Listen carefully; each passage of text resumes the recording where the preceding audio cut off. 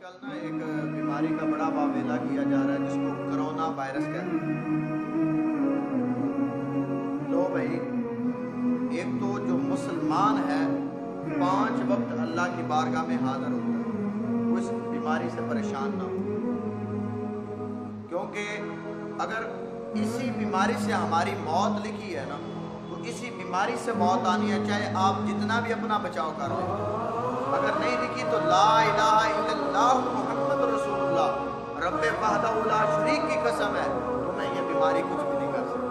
کہتے ہیں کہ روحانی علاج کوئی نہیں اس کا، میں کہتا ہوں اس کا روحانی علاج ہی ہے کہ خود کو اللہ کی راہ میں جھکا لیں، اللہ کی راہ میں جھک جائیں اور اللہ کے سامنے سجدہ ریز ہو جائے نا، کوئی بیماری آپ کا سامنا نہیں کر سکتی۔ لیکن ہمارے ایمان کمزور ہو، ہمیں ڈرایا جاتا ہے کہ وہ بیماری ایسی ہے ایسی ہے ایسی ہے، وہ کچھ بھی نہیں۔ اگر اس سے بھی موت ہے لکھی ہوئی مقدر میں تو اسی سے آنی ہے، اگر اس سے نہیں لکھی تو جو مرضی کوئی کہے اس سے موت نہیں آ سکتی۔ بھائیو، اس سے ڈرو نہیں بلکہ رب کی بارگاہ میں جھک جاؤ۔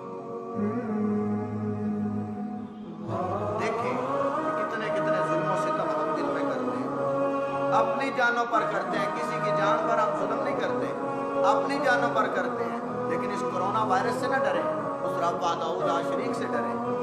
ہو سکتا ہے کہ ہمارے اعمالوں کے سبب ہم پر یہ بیماری مسلط کی گئی۔